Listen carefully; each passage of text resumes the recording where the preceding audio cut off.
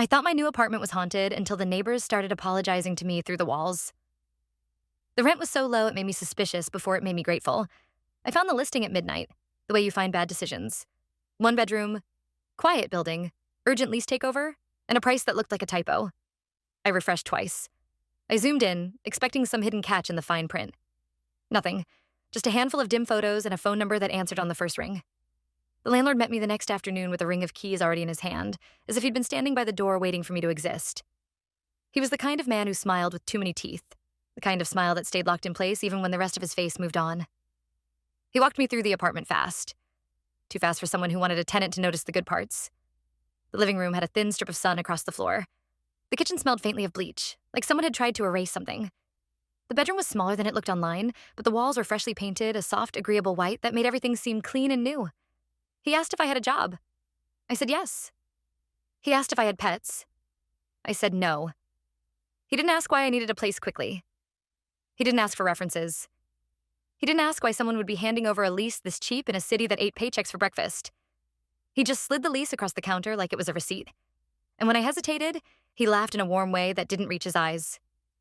People get nervous with paperwork, he said, but it's all standard. He tapped the signature line with a pen that already had ink on the tip, like it had been used minutes ago. I asked why the previous tenant left. He blinked once. Then the smile widened. Work, relocation, happens all the time. He said it quickly, like a rehearsed line. His fingers drummed on the countertop in a soft, impatient rhythm. I remember it because it sounded like someone knocking from the inside of something hollow. I signed. He shook my hand a beat longer than necessary, then handed me the keys with a little flourish. Welcome home, he said. And for a second the words felt wrong, like he'd delivered them to the wrong person. When I moved my boxes in, the building watched me in silence. It was an old walk-up with narrow hallways and doors that all looked the same. The carpet in the corridor was worn down into a darker path, a strip of history pressed into the fibers. As I passed each door, I felt eyes behind peepholes. Not curiosity exactly, something closer to waiting. One neighbor stepped out as I wrestled a box of books toward my unit. A woman in her 30s, hair tied back, wearing slippers like she'd forgotten she was in public. She saw me, froze, and gave me the kind of small smile you give a stranger in an elevator. But her eyes slid away immediately, like my face hurt to look at. Another door opened farther down. A man leaned out, took one look at me, and shut it again. Not a slam. Just a careful, gentle closing as if he didn't want to disturb anyone. Polite? That was the word that kept coming back. The building felt polite in the way a funeral home feels polite. The landlord was still in the hallway when I made my last trip up, standing at the top of the stairs like a host seeing off a guest. He told me trash day was Tuesday. He told me the hot water could take a minute. He told me very casually that the walls were thin. Old building, he said, still smiling. You'll hear the neighbors sometimes. Try not to engage. He said that last part like a joke, and then laughed alone for half a second too long. My first night, I told myself I was being dramatic. I ate takeout on the floor because I hadn't unpacked the table. I watched something mindless on my phone. I listened to the normal sounds of an old place settling, pipes sighing, distant footsteps. The tapping started after midnight. It was soft, almost gentle. Not a bang or a thud, more like fingertips testing plaster. 3 taps, then nothing. A long pause. 1 tap. Another pause. It came from the bedroom wall, the one my bed's headboard rested against. I stood in the doorway and listened, holding my breath. It stopped. I waited a full minute. 2. When nothing happened, I laughed at myself and went back to the living room. It started again when I turned off the lights. This time it sounded closer, like it wasn't coming through the wall so much as from inside it. A slow, curious pattern. Tap, tap, tap. Pause. Tap. I pulled the blankets higher and stared into the dark. I told myself it was a radiator, a pipe, a neighbor's late-night project. My brain offered explanations like a hand offering coins to keep something away. Eventually I slept. In the morning I found the scratches. They were near the baseboard in the bedroom, half hidden by where my boxes sat. Faint lines in the paint, short marks in clusters, 5 vertical scratches, then a gap. 4 scratches. Another gap. Not random. Not the kind of scuffing you get from moving furniture. They looked like tally lines someone had started and abandoned. I crouched and ran my thumb over them. The paint flaked slightly, as if the marks were older than the fresh coat. As if someone had painted over them and they'd found a way back through. I told myself it was a previous tenant's dog. Then I remembered I'd told the landlord I didn't have pets, and he hadn't asked if the last person did. Around noon, while I was unpacking plates, something slid beneath my door. It made that soft paper whisper against the carpet, the kind of sound you barely notice until you do. I opened the door and looked down the hallway. Empty. No footsteps retreating. No neighbor pretending to check their mail. Just the polite hush of the building. The note was a torn piece of lined notebook paper, folded once. No envelope. No name. Welcome, it said in blocky handwriting that pressed hard into the page. Underneath, smaller, do not knock back. Do not ask who is there. If you hear tapping, pretend you didn't. No signature, no smiley face, no apartment number. It wasn't written like a greeting. It was written like an instruction someone had learned the hard way. I stood there reading it 3 times, then a 4th, because my brain refused to settle on what it meant. My eyes kept going to my own doorframe, to the thin strip of space beneath it where the paper had come through, as if that gap was suddenly a mouth. That evening, when I took my trash to the chute, I passed the woman in slippers again. She was in the hallway with a grocery bag, moving as quietly as possible. I held up the note. I tried to laugh. Someone left this for me, I said. Do you know what this is about? Her face drained of whatever color it had. She glanced at the paper like it was a dead thing. Then her eyes flicked to my door, and she flinched. She opened her mouth, started to speak, then swallowed whatever words were there. She told me very softly that it was an old building. Then she hurried into her apartment and closed the door with the same careful politeness I'd already noticed. That night, I checked the locks twice. I set my phone on the nightstand with the flashlight app ready, like that would matter. The tapping began at 2:13 a.m. I know the exact time because I was awake, staring at the ceiling, counting my breaths as if I could lull myself into sleep by force. Tap, tap, tap. A pause long enough for my pulse to settle. Tap, tap. It sounded almost thoughtful, like whatever was making it was waiting to see if I'd react. I lay there with my eyes open, feeling ridiculous. Then, without knowing why, I sat up and pressed my palm flat against the wall. The paint was cool, smooth, ordinary. For a moment, nothing happened. Then, from the other side of the plaster, the tapping started again. Not random this time. Not curious. Precise. Tap, tap, tap. In the exact rhythm of my heartbeat. I held my breath and it stopped. I exhaled, and it resumed. I pressed harder, and I felt it. Not a sound, but as a gentle answering pressure beneath my hand. As if something on the other side was pressing back. As if it had finally found me. And it was listening. After that first night, I stopped telling myself the building was old. Old buildings creak. Old buildings groan when the heat kicks on. Old buildings do not answer you. I spent the next day trying to outrun the memory of my palm against that wall and the way it tapped back in time with my pulse. I unpacked too fast, like speed could make the apartment mine before it decided otherwise. I hung a shower curtain. I stacked books. I scrubbed the counters even though they were already clean. Every few minutes, I found myself drifting into the bedroom doorway, staring at the baseboard scratches. Tally lines. 5, 4, then a gap. I tried to laugh at how theatrical it felt. I even grabbed a small jar of spackle from a hardware store down the block and dabbed at the marks like I could patch over whatever had made them. The paint dried uneven, a slightly different white. When I stepped back, the clusters were still visible. Not because I'd done a bad job, because the wall looked irritated, as if it didn't like being covered. That night I left the bedroom light on until I couldn't keep my eyes open. When I finally shut it off, darkness filled the room too quickly, like the corners had been waiting to swell. The tapping began almost immediately. 3 taps, a pause. 2 taps, a pause. 3 taps, a pause. 2 taps. It was so consistent my skin prickled. It wasn't fingers idly drumming. It wasn't pipes. It was a pattern with intention. A code. I sat up in bed and watched the wall as if the paint might ripple. The rhythm continued, patient and exact, as though whatever was making it had all the time in the world. I reached for my phone, turned the flashlight on, and shone it along the wall. The beam made the fresh paint look flat and harmless. The tapping stopped the moment the light hit it, like something pulling back from the edge of visibility. Silence. I kept the light trained there for a full minute, listening to my own breathing, waiting for the apartment to betray me again. When I turned the flashlight off, the tapping resumed at once. 3. Pause. 2. Pause. It didn't care if I was afraid. It only cared if I was listening. I tried the obvious things. I pressed a pillow against the wall. I shoved my dresser an inch forward to block sound. I moved my bed so I wasn't sleeping with my head inches from it. The tapping moved with me. Not louder, not closer, but present in a way that made the room feel smaller. Like the wall didn't end where it should. On the 3rd night, I heard the whispers. They came only when the room was perfectly still and perfectly dark. Not voices in the hall. Not muffled conversation through old drywall. These were inside the wall, right behind the plaster, like someone speaking with their mouth pressed against it. At first, it was just a soft sifting sound, like breath searching for words.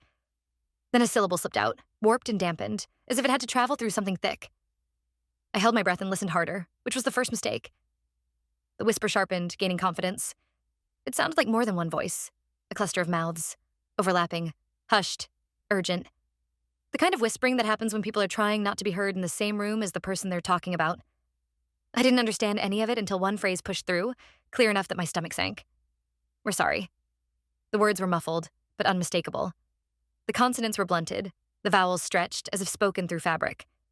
Still, there was no mistaking the shape of them. "We're sorry."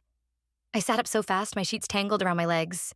I stared at the blank wall, at the smooth paint, at the place where my hand had pressed and been answered. I wanted to shout back, to demand who was there, to call the police, to do anything that made me feel like I was in control. The note from under the door rose in my mind like a warning flare. "Do not knock back. Do not ask who is there." I didn't speak. I didn't move. I held myself rigid and listened as the tapping continued its steady 3, pause, 2, pause, like a heartbeat that didn't belong to me. In the morning, I decided silence was not an option. I waited in the hall with my keys in my hand and my trash bag hanging from my wrist, pretending I was just another tenant doing errands. I wanted to catch someone. Anyone. A face to attach this to. A reasonable explanation that didn't make my skin crawl. It took nearly 20 minutes before a door down the corridor opened. A man stepped out slowly, like his joints hurt. He was young, maybe late 20s, but his face looked older in the way exhaustion ages you. His eyes were rimmed red. His cheeks were hollow. He held his keys like they were heavy. He saw me and stopped. For a moment, we just looked at each other. The air between us felt thick, as if the hallway itself was holding its breath. I forced my mouth into a polite smile. The building liked polite. "Hi," I said. "I'm in 3B. I just moved in." His gaze flicked to my door. Not my face. My door. His shoulders tightened. "You shouldn't," he started, and his voice cracked on the second word. I stepped closer, keeping my tone light. "I found a note under my door, and there's noise at night. Do you know what's going on?" He swallowed. His eyes darted to the ceiling vent, then back to my door again, like it might be listening through the wood. His lips moved as if he was going to tell me something. His hand tightened around his keys until his knuckles went pale. Then, from somewhere inside my apartment, a soft tap sounded against the door. Not loud. Not a bang. A single, deliberate touch. The man flinched like he'd been struck. He shook his head once, quickly, as if arguing with himself. Then he leaned in just enough that I could smell stale coffee on his breath. "Don't talk about it in the hall," he whispered. I opened my mouth to ask where, but he was already backing away. His eyes stayed fixed on my door like it was a living thing. He shook his head again, a small frantic motion, and then turned and hurried down the stairs without looking back. I stood there alone, trash bag still in my hand, heart hammering. When I went back inside, the air felt different. Not colder exactly. Heavier, like the apartment had been aware of me standing outside it, like it didn't appreciate being left unattended. That night, I didn't turn on any lights. I didn't want to give the wall the satisfaction of making me afraid of the dark. I sat on the edge of my bed with my phone in my palm and listened to the quiet. The tapping started exactly at 2:13 again. 3 taps, pause. 2 taps, pause. It went on for so long that my mind began to search for meaning in it, the way you start seeing faces in wallpaper when you stare too long. I found myself counting, repeating the pattern, trying to turn it into something understandable. And then the whisper came back. "We're sorry." This time it sounded closer, as if the mouths inside the wall had shifted nearer to my ear. It wasn't just an apology. It was a plea. My throat tightened. I stared at the darkness where the wall should have been nothing but paint and drywall, and I realized something worse than the sound itself. It wasn't only the wall making noise. It was the people behind it. Neighbors. Someone had been close enough to speak through plaster like it was paper. Someone had chosen those words as if there were only a few safe ones. "We're sorry." The tapping changed. It slowed down, lost its steady 3 and 2, became heavier, more deliberate, like a fist instead of fingertips. Each tap carried weight, intention. I sat perfectly still, counting without meaning to, my heart thudding in my ears. Tap, tap, tap. A longer pause than before.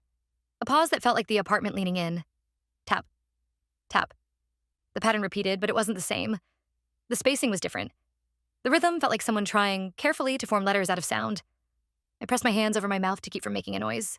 My eyes were wide in the dark. The taps came again, slower, separated as if whoever was making them wanted me to have time to understand.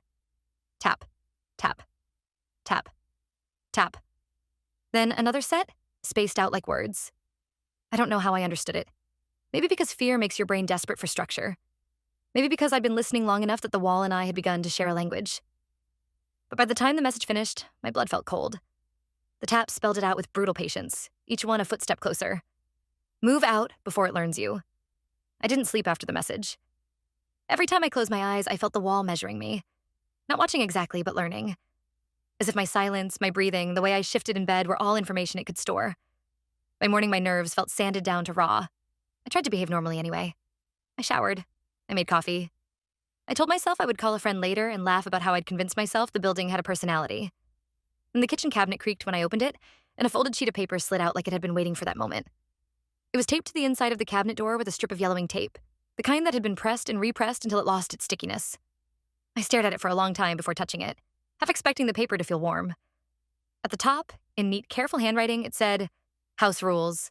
No logo, no landlord name, no unit number, just those 2 words, underlined twice.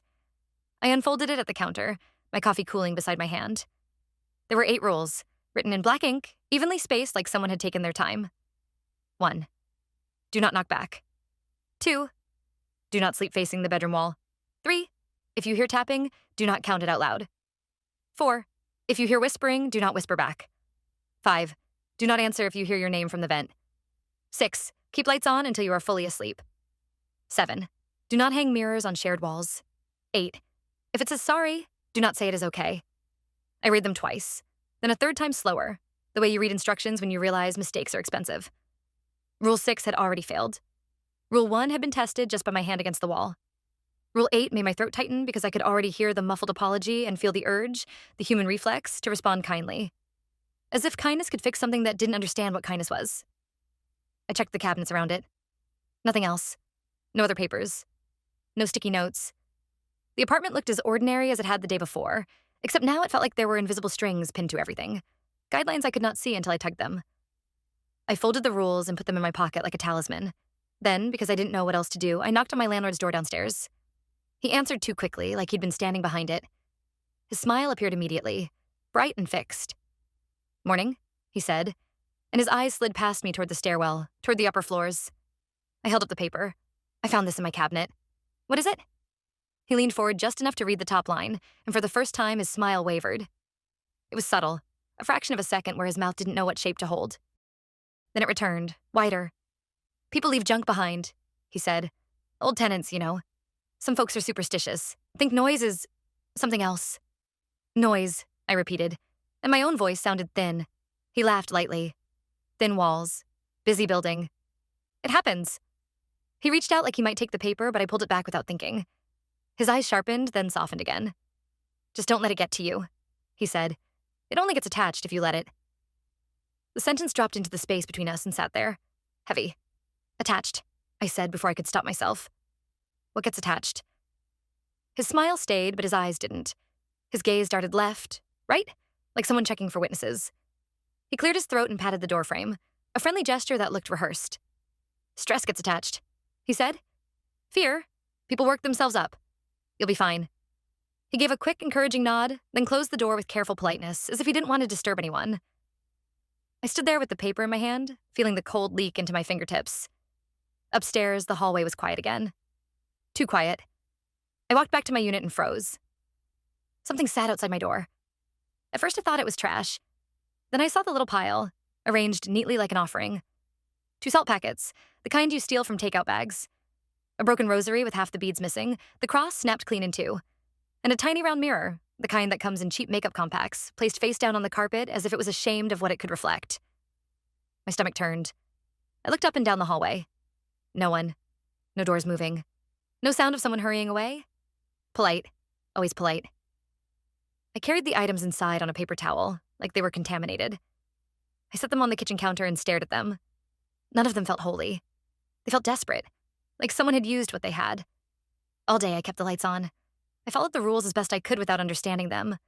I turned my bed so it faced the opposite wall. I didn't speak in the bedroom at all. I didn't even let myself hum while I cooked, afraid the apartment might learn the shape of my voice in a way that mattered. That night I left the bedroom lamp on and lay with my face turned away from the wall, staring into the dimness of the room. At 2:13, the tapping started anyway. 3 taps, pause. 2 taps, pause. My body tensed, ready to leap up, to shine light, to flee. I forced myself to stay still. The whispering began soon after. Soft at first, like breath sliding through a crack. Then clearer, layered, as if multiple mouths were trying to form the same words. We're sorry. My chest tightened painfully. My lips parted before I could stop them. It's okay, I whispered. The moment the words left my mouth, the apartment changed. The air thickened as if something invisible had moved closer and displaced it. The temperature dropped fast, not like a draft, but like the room itself had decided cold was a better state. The hairs on my arms rose. My breath felt louder. The tapping stopped. For one blessed second, there was nothing but my own heartbeat, rapid and panicked. Then, from the vent above the door, a whisper slid out, soft and intimate, using my name like it belonged in its mouth. I froze. Rule 5 flared in my mind. Do not answer if you hear your name from the vent. The whisper came again, a little more confident, like it was testing the sound. My name. I clamped my hand over my mouth and squeezed my eyes shut. My throat burned with the urge to say what? To say yes. To say I'm here. The air grew heavier with each second of my silence, as if something was leaning down from the vent, waiting for my response. I stayed still until my muscles ached and the whispering faded back into the walls. When it was finally quiet, I didn't feel relieved. I felt claimed. I must have fallen asleep sometime near dawn because the next thing I remember is waking with my cheek pressed against the pillow and a dull pressure in the room, like someone standing too close. The lamp was still on, casting a weak yellow circle. My mouth tasted dry. My eyes drifted to the bedroom wall without my permission. There was writing there. Not written in ink or marker, not scribbled on top of paint.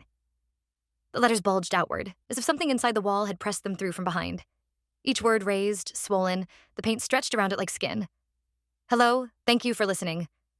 I sat up so hard my neck cracked, and the wall, smooth and innocent everywhere else, seemed to hold those words like a smile. I scrubbed the wall until my wrists hurt. The letters didn't smear. They didn't flake off. They didn't even dull. It was like trying to erase a bruise. Every time I blinked, hello still bulged from the paint, polite and patient. Thank you for listening sat beneath it like a compliment that felt more like an accusation. By noon, I'd stopped pretending this was a plumbing problem. I took photos, mostly to prove to myself it was real. Then I did what everyone does when something doesn't make sense. I searched for someone else's story that matched mine. The building didn't have a website.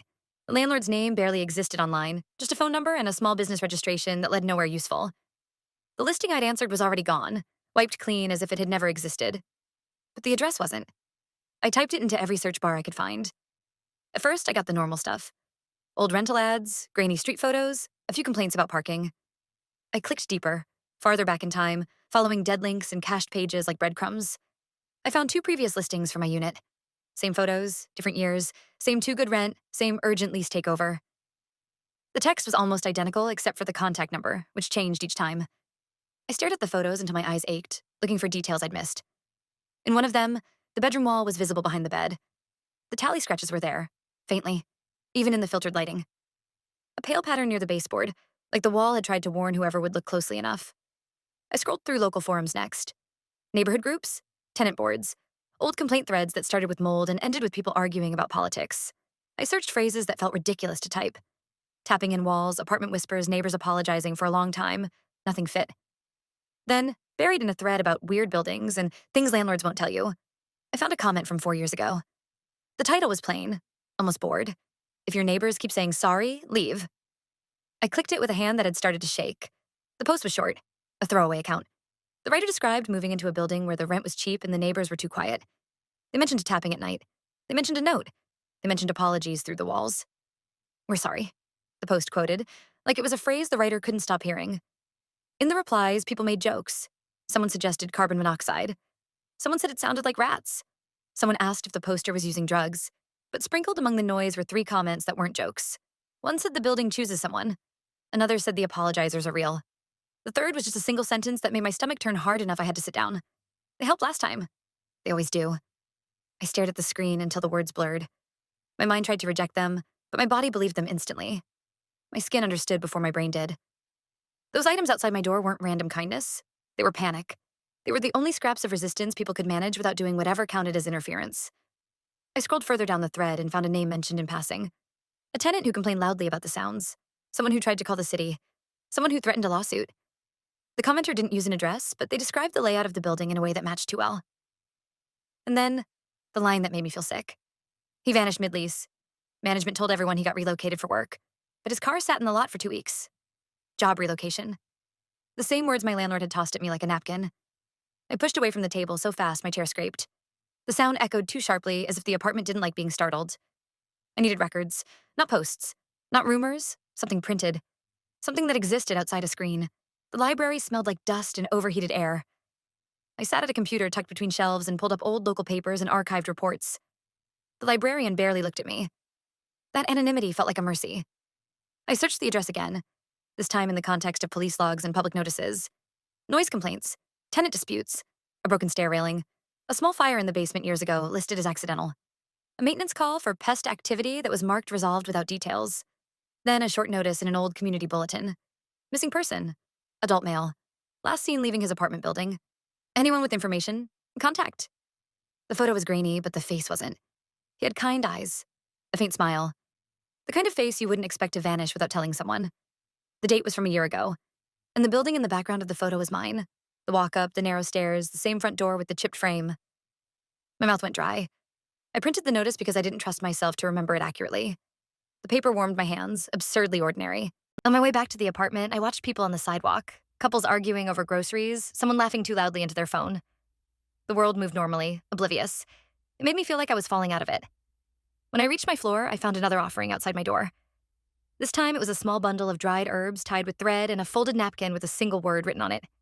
Tonight, I stood there staring at it, listening to the quiet of the hallway, to the careful stillness behind other doors. Someone wanted to talk. Someone was either brave or desperate enough to break whatever rules kept them safe.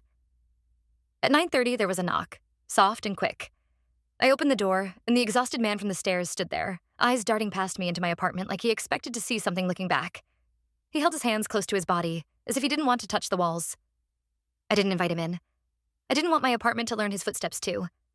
We stood in the hallway with our voices low, like conspirators or mourners. "You shouldn't have answered it," he whispered, and his eyes flicked to the vent above my door. The way he said it, I knew he meant the whisper, the apology, not the knock. "I didn't know," I said, and hated how small my voice sounded. He swallowed hard. His throat bobbed like he was forcing words past something that didn't want them out. "It chooses someone," he said. "Not every time. Not right away. But eventually. It gets hungry or bored or whatever it is, and it picks a door." I felt my stomach twist. "What happens when it picks you?" His eyes filled with something that looked like shame. "Everyone else pays," he said. "If they interfere? The building doesn't like being denied. It punishes the whole floor. It makes the pipes burst. It makes people sick. It makes you hear things until you can't stand your own head. So people learn to be careful." "Careful," I repeated. "You mean quiet." He nodded once, a jerk of motion like it hurt. "The apologies," he said. "They're not kindness. They're guilt. We say sorry because we know what's happening and because it's the only thing we can say without making it worse." My throat tightened. "You said you helped last time." His face crumpled. For a second, I thought he might cry, but he didn't. The tears stayed trapped, turning his eyes glassy. "We thought if we just followed the rules and kept it calm, it would let him go. We thought it was attached to him because he fought it. So we made him stop fighting. We told him to ignore it, to stop calling the city, to stop making noise. We convinced him to stay quiet." He looked at my door again, and his voice dropped to almost nothing. And then it learned him faster. A cold wave moved through my chest. The hallway felt narrower, the air suddenly thick with the building's polite attention. The man's hands clenched. "If you leave now," he whispered, "you might still be you when you get out." "If I leave now," I said. "How?" His mouth opened, but the words stalled. Because from inside my apartment, from the bedroom wall, came a new sound. Not tapping, not whispering. A wet, steady grinding, slow and patient, like someone chewing with their mouth closed. The sound moved along the wall in short drags, pausing, then continuing, as if whatever was inside was tasting the plaster, searching for a softer spot. The man's face went gray. "It's practicing," he said, and backed away as if my doorway was a cliff edge. I stood frozen, listening as the chewing traveled, unhurried, down the length of the wall toward where my bed sat, as if it had found something it liked, as if it was deciding where to start. The chewing didn't stop when I shut the bedroom door. If anything, it got more confident, like closing the door had confirmed where I slept. It moved in slow tracks along the shared wall, a wet grind followed by a pause, followed by another careful scrape. It sounded like something testing the texture of plaster the way a person tests fruit, searching for softness. I slept in the living room with every light on, my shoes still on my feet, keys clenched in my hand like a weapon. When morning came, it felt wrong. Not in the vague way a bad night feels wrong. In the structural way a dream feels wrong once you wake and realize the space in it could not exist. I walked to the bathroom and opened the door. It wasn't the bathroom. It was my closet. My coat hung there, my shoes lined up on the floor, but the smell was different. Deeper, damp like earth. I stood in the doorway and stared, trying to force my brain to accept it as a mistake. I shut the door. I opened it again, slower, like patience could fix geometry. Closet. I backed away, heart hammering. The apartment was quiet, too polite. No tapping, no whispers, no chewing, just the hush of a place pretending to be normal while it shifted under your feet. I turned toward the kitchen. The entrance to it was where it always was, and that almost made me cry with relief. But when I stepped through, the kitchen felt longer. The counters stretched farther than they should. The window over the sink sat at an angle that hadn't existed yesterday.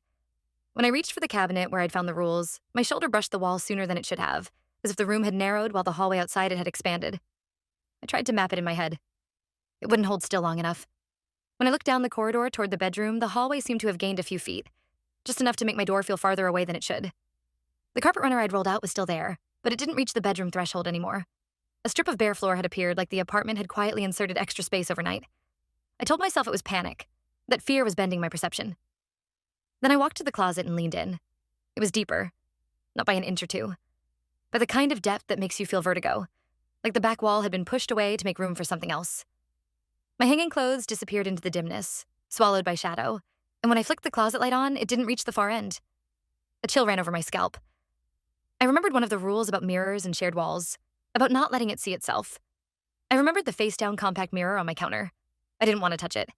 I didn't want to do anything that suggested I was playing along. As I backed away from the closet, the tapping started again. Not from the bedroom wall this time. From beneath my feet. Tap, tap, tap. Pause, tap, tap. My stomach tightened. The rhythm moved with me. When I stepped into the hallway, the taps followed a beat behind, like someone in the unit below copying my footfalls. I froze, holding my breath. Tap, tap, tap. Pause. Not copying. Waiting. I took a careful step forward. Tap. A single tap answered immediately, perfectly timed, like it had anticipated my movement. I took another step. Slower. Tap. Again, instant. My skin went cold in a way that had nothing to do with temperature. The building wasn't echoing me. It was predicting me. Like it had watched me walk enough times to know how my weight shifted before I moved. I backed into the living room and sat with my back to the farthest wall, forcing my hands to stop shaking. Every sound in the apartment felt sharpened, turned into information it could use. Even my swallowing felt loud. I didn't check the bedroom until midday. I told myself I was waiting for courage, but I was really waiting for the apartment to decide what it wanted to be. When I finally opened the bedroom door, the air inside hit my face like a damp cloth. It was colder than the rest of the apartment, heavy with that pressured stillness I'd felt the night I answered the apology. The writing was still on the wall. Hello, thank you for listening. Beneath it, the paint looked subtly swollen, as if the wall had been breathing. I went to the kitchen cabinet and pulled out the folded rules sheet. My hands fumbled, stiff with fear. I unfolded it on the counter and stared. The rules were still there, but there were new lines at the bottom written in ink that looked fresh. The handwriting was mine. I knew it the way you know your own face in a mirror, even when it's distorted. The same slant, the same pressure that dents the paper, the same habit of crossing T's too far to the right. 9. Do not try to leave during the practicing. 10. Do not use your keys until it tells you. 11. If the hallway grows, stay inside. My mouth went dry. I hadn't written those. I hadn't even held a pen since signing the lease. I felt, with sudden clarity, that the building wasn't just learning my routines. It was learning to be me. A soft knock came at my door around dusk. Not the careful neighbor knock. Not the landlord's quick tap. This was a trembling knock, like the person on the other side was afraid of being heard. When I opened it, the woman in slippers stood there, eyes swollen and red. Behind her, 2 other tenants hovered in their own doorways like frightened animals. The hallway smelled faintly of salt. She didn't meet my eyes at first. She stared at the carpet between us, hands clenched in front of her chest like she was praying without knowing hoodoo. We're sorry, she said, voice cracking. We're so sorry. I didn't answer. Rule 8 burned in my mind. Do not say it is okay. Do not forgive what you don't understand. She looked up then, and her face twisted with misery. It started chewing, didn't it? She whispered. I didn't trust my voice, so I nodded. Her breath hitched. She glanced over my shoulder into my apartment at the dark hallway leading to the bedroom. We can't stop it once it starts practicing, she said. It practices the way you walk, the way you breathe, the way you talk to yourself when you think no one hears. It learns habits first. Then it learns how to wear them. One of the other neighbors stepped forward, an older man with shaking hands. Tears ran down his cheeks without him wiping them away. "Don't fight it loud," he said. "Don't call anyone. It likes that. It likes voices on the phone. It likes hearing you explain it. Makes you repeat it. Makes you describe it. It gets better at being you when you tell someone what you are." The woman in slippers pressed something into my hand. A fresh packet of salt and the broken rosary, restrung with clumsy thread. The cross still snapped, but now it was tied back together as if someone had tried to make it whole with whatever they had. "For the mirror," she whispered. "If you get a chance." They all looked at my door like it might close on them by itself. Like they expected it to bite. I wanted to ask them how they lived here, how they went to work, how they slept, how they didn't go mad. But their fear was contagious and absolute, and I could feel the building listening to the conversation through the thin wall beside my door. The polite hush leaned closer with every second. The neighbors backed away in a loose, apologizing cluster. The woman in slippers mouthed sorry one more time before she retreated behind her door. And then I was alone again. That night, I decided to leave anyway. I didn't care what the new rules said. I didn't care if the building punished me. I couldn't stay in a place that was rewriting itself around my fear. I packed a bag without turning my back to the bedroom hallway. Clothes, wallet, phone charger. I grabbed the rules sheet and the mirror, still face down on the counter, and shoved them into my backpack like they were explosives. When I reached the front door, my hands shook so badly I dropped my keys twice. I put the key in the lock. It didn't fit. I tried again. Same result. The key slid in halfway, then stopped like the metal was hitting something solid that hadn't been there yesterday. I jiggled it, forced it, cursed under my breath without meaning to. The lock clicked. Not open. Locked tighter. A soft tap came from the doorframe, almost affectionate, like a finger wagging no. My throat constricted. I stepped back, breathing hard. Fine, I told myself. Fire escape. Stairwell. I went into the hallway and headed toward the stairs. The corridor stretched. Not in my head. Not in a dizzy way. The walls seemed to glide apart as I walked, adding distance in front of me. The carpet pattern repeated too many times. Doors I recognized drifted farther apart like the building was pulling the hallway taut. I broke into a jog, then a run, heart hammering, feet slapping the floor. The stairwell door stayed the same distance away. When I finally reached it and yanked it open, the smell of old concrete hit me. I took the stairs 2 at a time, stumbling, gripping the railing so hard my knuckles burned. Down one floor, down another, down another. The air changed slightly, but the numbers on the landings were wrong. They didn't descend. They stayed. 3, 4, 5. I stopped, panting, staring at the painted number on the wall. My lungs felt full of ice. "No," I whispered, and the sound was swallowed by the stairwell like it didn't want to carry. I ran again, faster, until my legs shook. When I burst through the door at the next landing, I was back on my floor. The same hallway. The same worn carpet. My door at the far end like a fixed point in a looping nightmare. The building had folded me back into itself. I stumbled to my unit and slammed the door behind me. My bag hit the floor. My keys felt useless in my palm, suddenly childish. I slid down the door and sat with my knees to my chest, trying not to sob because even that felt like information. The apartment was quiet for a long time. Then, slowly, the bedroom wall began to bulge. Not crack. Not crumble. Bulge outward like something pressing from behind, soft and steady, like a lung filling with air. The paint stretched, glossy under the lamplight. The swell rose and fell once, almost gentle, like the wall was breathing. I couldn't move. My body locked in place, terror pinning me to the floor.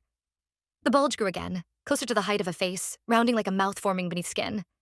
And then a voice spoke behind me, clear as if someone was standing in the living room with their lips near my ear. "Don't worry," it said, calm and almost tender. "I can live like you." After the voice, the apartment held perfectly still, like it was waiting for applause. I stayed on the floor with my back against the door until my legs went numb. The lamp hummed softly. The air pressed against my ears. Somewhere inside the walls, a slow settling sound moved, like a stomach shifting after a meal. When I finally stood, it was because my body realized something my mind had been avoiding. This was not a haunting. This was appetite. The pattern made itself clear in a way that was almost simple. The tapping was testing. The whispers were bait. The rearranging was a way of keeping me inside while it practiced wearing my habits like a coat. The apologies were not rituals. They were the sound of people watching the mouth open again. I went to the kitchen counter and laid the offerings out with shaking hands. Salt packets, the tiny mirror still face down, the broken rosary rethreaded with clumsy care. They looked pathetic in the yellow light. Nothing magical. Nothing that could stop a building. Unless they were never meant to stop it. Unless they were meant to show it something it could not tolerate. The new rules sheet sat beside them, inked in my handwriting like a confession forced from my wrist in my sleep. I didn't unfold it. I didn't want to read anything else it had decided I should do. I opened my front door and stepped into the hallway. Every door was closed. The corridor was dim, the overhead bulb flickering like it was being pinched from the inside. The air smelled faintly of damp plaster and something older beneath it, a sourness that made my stomach tighten. I knocked on the exhausted man's door. Once. Soft. Then I waited, heart pounding, trying not to look at my own door behind me. The lock turned almost immediately. His face appeared in the crack, pale and hollow-eyed. He looked past me, down the hall, like he was checking for movement in the walls. "You shouldn't," he began. I held up the mirror. His eyes fixed on it, and something in him broke. He opened the door wider and let me in without speaking. His apartment was the same layout as mine, but everything was arranged with the careful precision of someone who believed disorder was an invitation. Lights on in every room, salt lines along the baseboards, a fan running in the corner as if noise could drown out listening. 2 other neighbors were already there, the woman in slippers and the older man with shaking hands. They sat on the couch like they'd been waiting for someone to decide they couldn't wait anymore. No one looked surprised to see the mirror. The woman's mouth trembled. She covered it with her hand like she might vomit. "It spoke to you," she whispered. I nodded. The older man shut his eyes like that, confirmed something he'd prayed not to be true. The exhausted man shut the door and leaned his forehead against it. "It's attached," he said, voice raw. "You answered it. It has your voice now." My throat tightened. "What is it?" Silence spread, thick as wet cloth. Then the woman in slippers spoke, her words spilling out fast, as if she didn't say them now, she never would. "The building is alive," she said. "Not like an animal, not like a person, but alive like mold is alive, like fungus is alive, like something that grows by consuming. It sleeps for years, and then it gets hungry, and it chooses someone. It does not want to kill you quickly. It wants to learn you. Digestion takes time." I stared at her, trying to make my mind reject it, and failing. The older man wiped his face with the back of his hand. "We made a deal," he said. "A long time ago. Before you, before him, before most of us. Rent was climbing. People were losing jobs. Someone knew the landlord's father back when the building was half condemned. There were rumors about it then, too, but people laugh when they're desperate." The exhausted man's voice was flat, like he'd said this in his head 1,000 times. "The deal was simple," he said. "The building stays quiet. The city stops looking at it. Repairs happen when they need to. Rent stays low. Bad luck goes somewhere else. In return, when it hungers, we don't interfere. We pretend we don't hear. We let the chosen tenant stay long enough for it to finish." My hands went cold around the mirror. "So the apologies," I said, my voice breaking. "That's what that is." "Guilt," the woman whispered, "because we tell ourselves we're not feeding it. But we are, by being quiet, by being polite, by telling newcomers not to make noise, by watching them vanish and accepting the landlord's story like it's weather." "Job relocation," I said. The exhausted man laughed once, sharp and bitter. "He's the recruiter," he said. He smiles and hands over keys like candy. He rushes the lease so you don't think. He knows when the building is waking up. He knows when it's chewing. My skin crawled at the memory of that too wide smile, the way his fingers had drummed on the counter. The older man leaned forward, eyes red. "Those things you found," he said. "The salt, the rosary, the mirror. They're not holy. They're practical. They were left by the last one who fought back." He didn't know what it was at first either, but he learned. He left pieces behind for the next person because he couldn't leave himself. I swallowed hard. "What do they do?" The exhausted man pointed at the mirror without touching it. "It learns by mimicry," he said. "That's how it digests. It copies you until it can wear you, but it can't stand to recognize itself. Not really. The last tenant figured out that if you force it to see its own shape, it stumbles. It loses the thread of imitation." The woman in slippers drew a shaky breath. "Salt interrupts patterns," she said. "It makes it miscount, makes it lose rhythm. The rosary, it's not about faith. It's about beads, about repetition, about giving it a loop that isn't yours, something it can get stuck on." My mind latched onto the words like a cliff edge, a loop that isn't yours. I thought of the stairwell looping back to my floor. I thought of the hallway stretching. I thought of it practicing. I looked down at the mirror in my hands, at the dark face-down circle that had been placed like a warning. "So what now?" I said. No one answered, because everyone knew what now meant.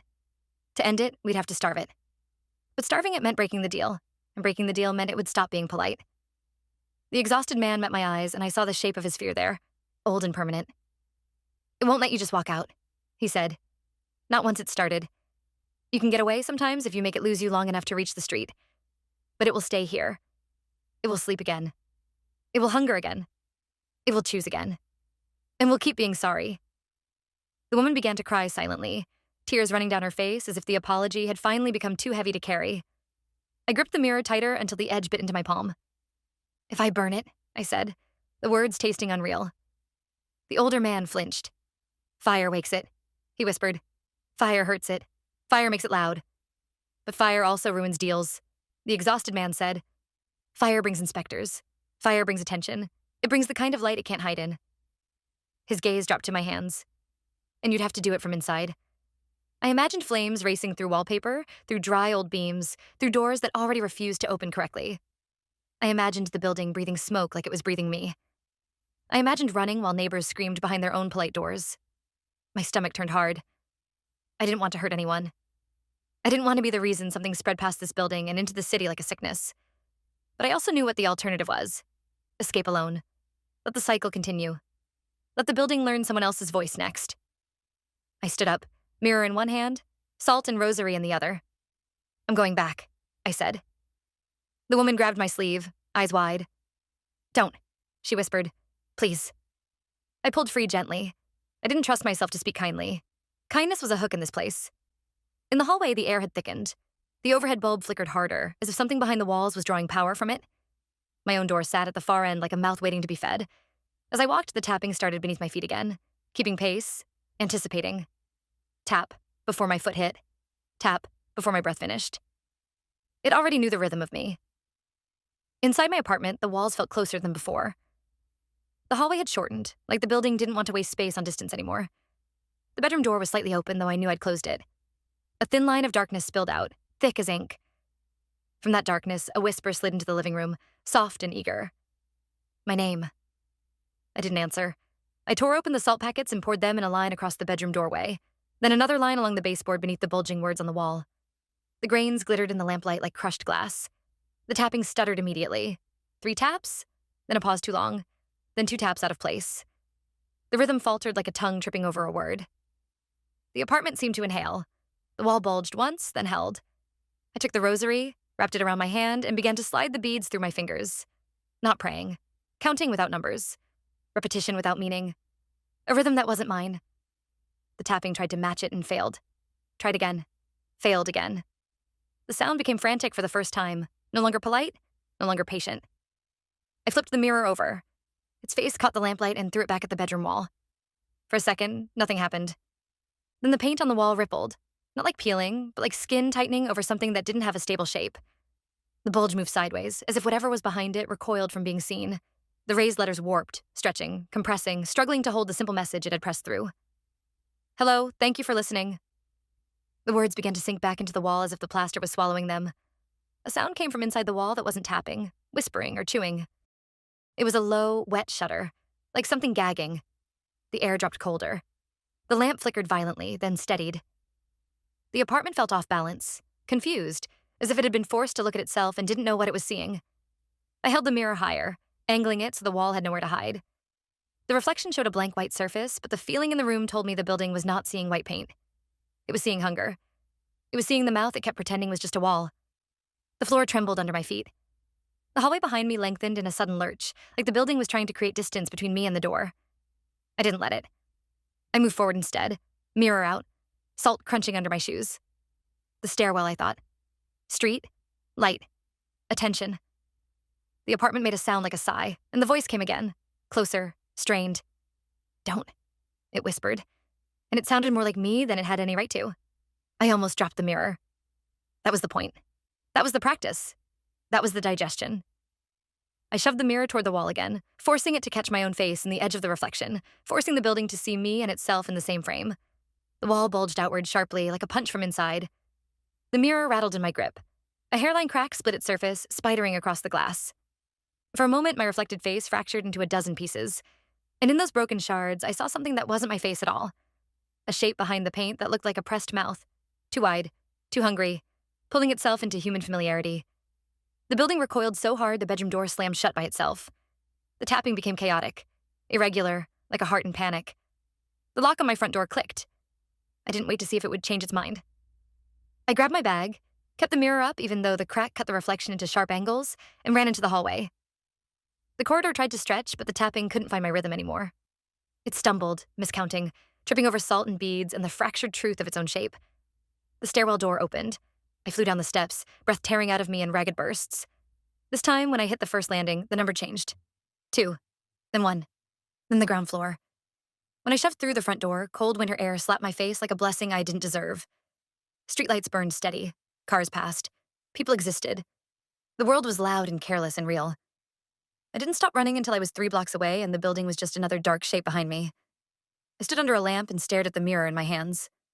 The crack had spread, turning it into a broken eye. My face looked back in fragments, pale and shaking. I didn't go back for my furniture. I didn't call the landlord. I didn't report anything. I couldn't imagine explaining it without giving it more of me. I found a motel on the edge of town and paid cash. I slept with the lights on, mirror face down on the table, salt poured in a thin circle around the bed like a childish fort. By morning, my phone had a new text from an unknown number. "Welcome to your new place. We're sorry.